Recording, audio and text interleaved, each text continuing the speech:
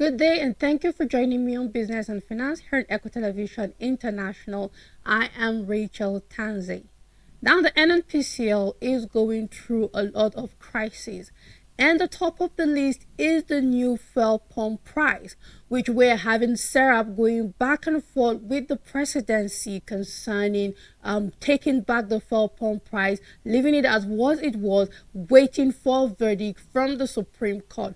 Also, we are seeing the back and forth between the NNPCL, between IPMAN. We're looking at marketers here concerning the price of lifting petrol from NNPCL directly, more expensive than from picking directly from Dangote refinery. And then we are also seeing other things, what the federal government is expecting when it comes to oil production from the NNPCL alongside other partners when it comes to oil production. We are looking at the crude oil, precisely an increase of about 40,000 barrels per day if certain bodies come through when it comes to oil production in the country. Now, Serap is asking President Bola Ahmed Tinubu, we're looking at the Socio-Economic Rights and Accountability Project, has urged the president to direct the Nigerian National Petroleum Company to immediately reverse the second increase in petrol prices in 1 month,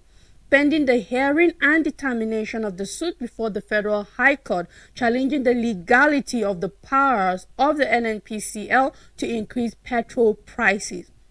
Now, according to statement by Serap Deputy Director Kolowole Oluwadare, the organization last month filed a lawsuit against the president and NNPCL over the failure to reverse the unlawful increase in the pump price of petrol and to probe the allegations of corruption and mismanagement in the NNPCL. Now, not only are we seeing Serap at President Bola Tinubu, but we're also seeing other groups coming out to say Mele Kyari needs to quit. He needs to leave the NNPCL because that sector, NNPCL Limited, is not thriving well under his administration, and we are seeing lots of back and forth, that with the marketer on a different side, that with Dangote refinery, and now we are seeing Serap saying it's unlawful to see this kind of increase in fuel pump price and what it means to the economy and the citizens of Nigeria.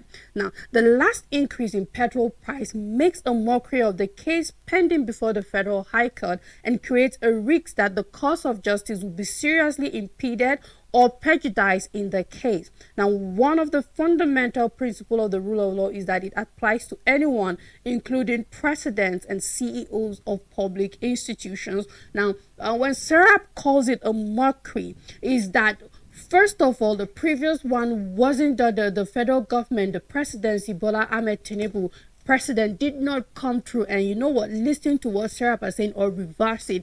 Now, not only have they shunned Serap, but have also gone ahead to increase the fuel pump price again for the second time in 1 month. Now, Serap is coming out to say we need better accountability from NNPCL concerning what is happening and why is there such sudden increase in fuel pump price. Why is the NNPCL not able to maintain fuel pump price within a period of time, looking at the struggles of debt, left, right, center? If you are mentioning subsidy removal and all of that, what is going on in the NNPCL, and why is the presidency not doing anything about the fuel pump price as against the assurance we have received from President Bola Ahmed Tinubu at the beginning days of fuel subsidy removal? Now, one of the crises is seeing that the NNPCL have given back 15 billion naira to marketers. This is through the intervention of the DSS. Now, we are seeing that there is so much going on. Now, it might not be cash back directly to marketers, but we are seeing that a new agreement has been reached, a peace meeting facilitated by the Director General of the Department of State Services. We are talking about Adiola Ajayi. The National Oil Firm has permitted the loading of product to cover the 15 billion naira owed to marketers. But other issues pending is not just how much that the NNPCL is owning marketers, because they have paid this 15 billion naira. they didn't receive petrol from NNPCL, and NNPCL also is going ahead to ask them to pay more funds to the previous 15 billion, and they have not received oil from from NNPCL. But some of the matters that Ipman is coming forward and the concerns of marketers is not just concerning monies owned by NNPCL, but also what the price of fuel lifting from NNPCL as against it being cheaper to going directly to Dangote refinery. Now, the Nigerian National Petroleum Limited Company has formally agreed to permit oil marketers who operate under the auspices of the Independent Petroleum Marketers Association of Nigeria to commence the lifting of premium motor spirit from a depot at a lower price. Now, the challenge at first is that now the Nigerian Midstream and Downstream Petroleum Regulatory Authority has also committed to issuing import and off-taker licenses to the oil. Now, before the NNPCL agreed to this, it came as a result of a threat, because the association is saying that they are lifting petroleum directly from the NNPCL more expensive. And now the NNPCL have stopped marketers from dealing directly with other importers. Now, let's talk about the Dangote refinery precisely, because we're talking about one that is on our soil. Now, if marketers were to deal directly or to lift petrol from Dangote refinery, it's cheaper as against what they are receiving from NNPCL. And NNPCL is saying, we are going to be the middleman, whether you like it or not. Now, marketers are saying, well, if you are not going to bring down your price, we are not going to buy from you. So now NNPCL have no other option than to shift ground and assure marketers that we are going to bring down the price of petroleum. Now, Ipman have revealed that the cost of petrol from the Dangote Petroleum Refinery to NNPC was about 898 naira per litre, but that the NNPC was selling the same product to independent marketers at 1,010 naira to a litre. Now, this is in Lagos, and we know that the prices of petrol, the pump prices, differs by state, and Lagos gets the cheapest, followed by Port Harcourt, Warri, and then moving to Abuja. And we know that when we are looking at the far north, the price is different. And then marketers are saying, Ipman precisely are saying, we cannot deal with you like that. It's either you allow us to go to Dangote, get it at the price you're getting it for, 898 naira per litre. You cannot sell to us at 1,010 naira because it is higher. So it's either we deal directly with Dangote, or you shift grounds and give us this petrol at a lower price. And NNPCL, of course, wanting to desperately remain as the buyers, as the suppliers directly to the marketers, have decided to shift ground. Now, there are also signing of other deals where we are looking at Century FPSO JV in Lagos. Now, if the NNPCL alongside this company, if they're able to come through, we are looking at the this is report coming from the ministry. We're looking at Lokpobri saying that for sure there could be an increase of 40,000 barrels per day when it comes to oil production. That is from the NNPCL, from Century FPSO. So it means that there are brighter futures ahead for oil production, and perhaps we can see ourselves meeting the 2 million barrel per day oil production benchmark being put by the federal government. Now, electricity subsidy have dropped, and this is as a result of tariff hike. So it means that the federal government is paying lesser due to the new introduction of Band A tariff hike precisely. Now, this report is coming from the Nigerian Electricity Regulatory Commission. It says that the federal government incurred an electricity subsidy obligation of 380 billion naira in the second quarter of this year 2024. Now, in its quarterly report, said that the electricity subsidy bill dropped by 253.24 billion naira from 633.3 billion recorded in the first quarter of the year 2024. The drop, according to the commission, was due to upward review of tariff for Band A customers in the month of April. Now, it is important to note that due to the absence of cost reflective tariffs across all discussed, the government incurred a subsidy obligation of 380.06 billion. We're looking at 52.51 of total NBET invoice. Now, in the second quarter, average of 126.69 billion naira per month, the NERC is saying. Now, between the first quarter of this year and the second quarter, the subsidy obligation of the government reduced by 253.24 billion, meaning that the federal government aim at reducing electricity subsidy is working. Now, in as much as it's coming at the detriment of Band A customers paying higher tariff plan, which we know that Nigerians have not been happy about this new policy or development, we are seeing that either way, it has helped the government to be able to reduce subsidy. We are looking at over 253 billion naira reduction in the subsidy inquiry for the second quarter as compared to the first quarter of the year. Now, the NERC said in the absence of cost reflective tariff, the government covers the resultant gap between the cost reflection and allowed tariff in the form of subsidies.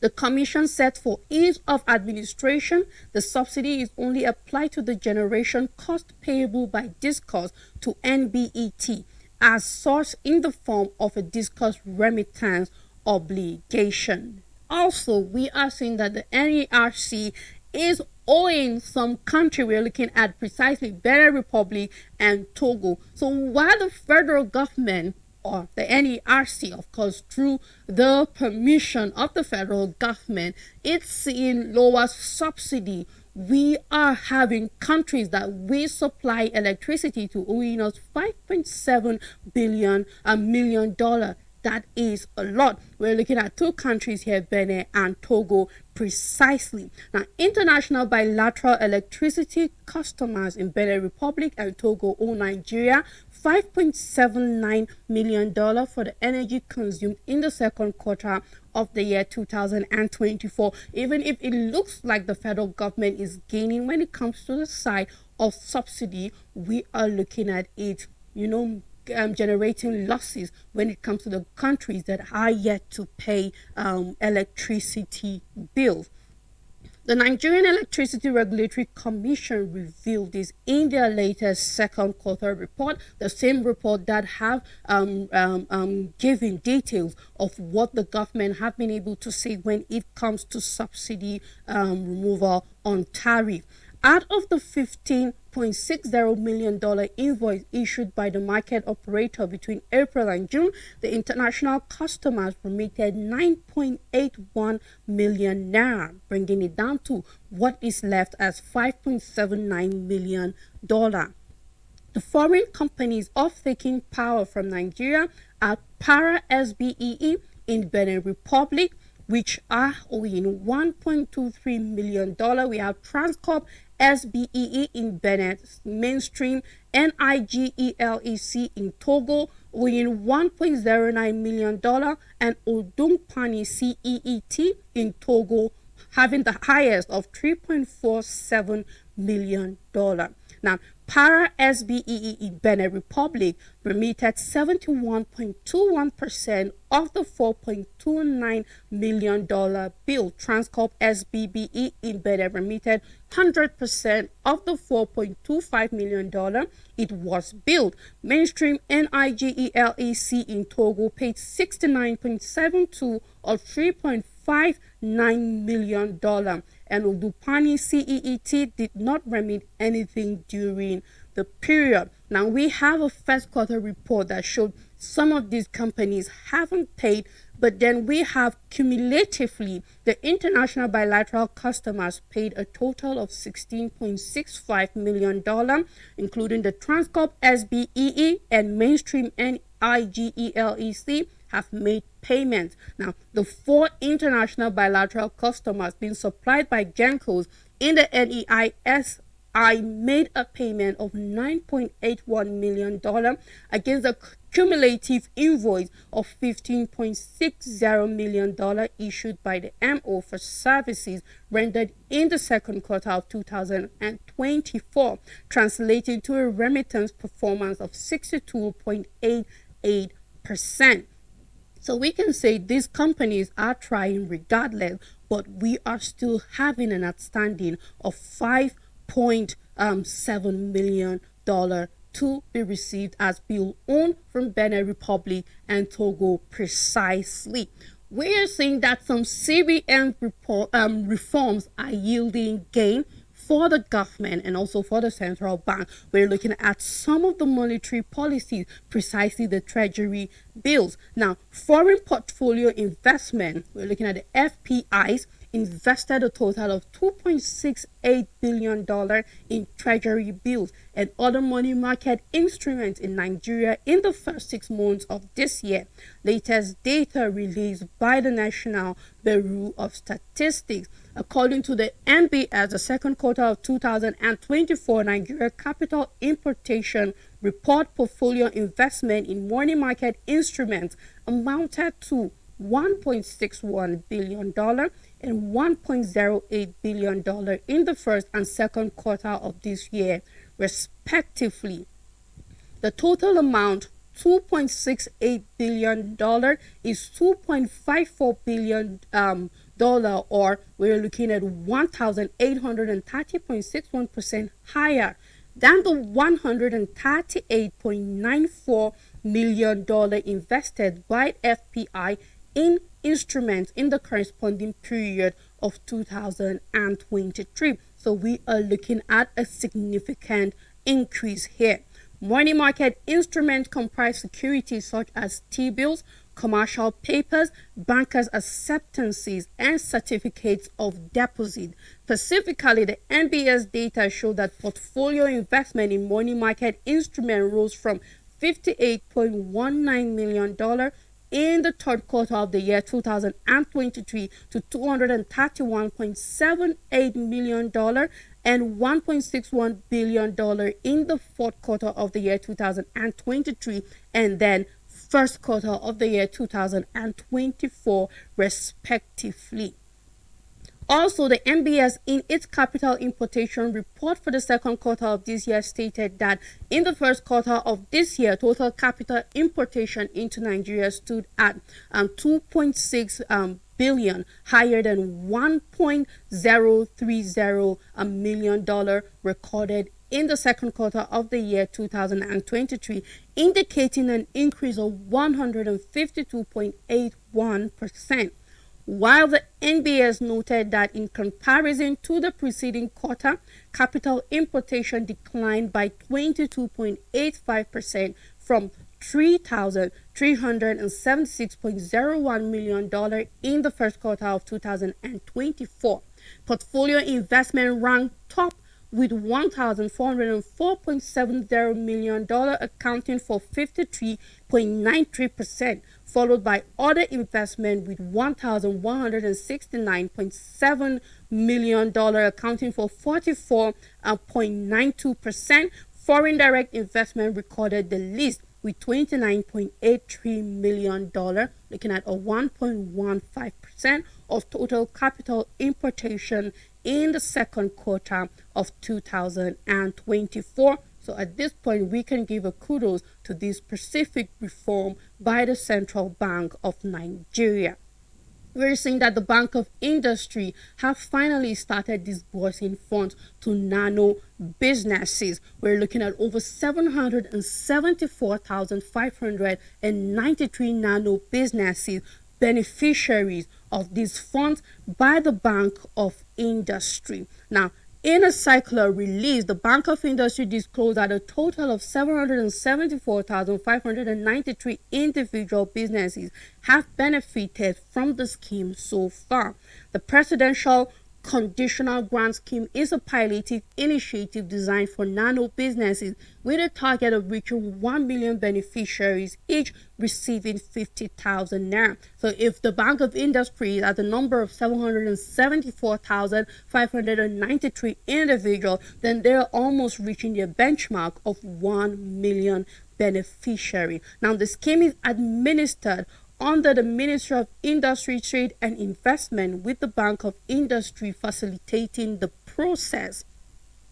Businesses targeted under the scheme, the nano business target under the scheme include traders. We're looking at single retail marketers, corner shop owners, petty traders, and market men and women in open market. Food services, that is for food and vegetable vendors. ICT business center operators, battery chargers, recharge card vendors, and call center agents. For transportation, we're looking at wheelbarrow pushers and independent dispatch riders. For creatives, we're looking at makeup artists, fashion designers, and dry cleaners. Artisans, they're targeting vulcanizers, shoemakers, painters, and repairers. So if you fall under this category, then you know that you are one of the target for the Bank of Industry. We're looking at 1 million individuals to benefit, and the Bank of Industry is only at 774,000. So you stand a chance to be among the remaining 200 and about 26,000 people that are yet to benefit from this scheme, and not much is needed from you, because some of the information you just need to know is that this scheme is for artists and people in the market and all of that. It was initially announced in 2023. Now the federal government began disbursing in the second quarter of this year. Now more than 700,000 people have benefited, just as I've mentioned, and there are 200,000 plus that are to benefit from it. So it is not far-fetched from you. You can still be a partaker of this scheme. Precisely, it is for you out there. Be it that you are a roadside trader, be it an artisan, you make sure you fix that you're a vulcanizer, you are a barrel pusher, whatever nano business you're involved in, you can find access to these funds by the Bank of Industry. Now, thank you for staying to the end of today's show with me. See you next time. Goodbye.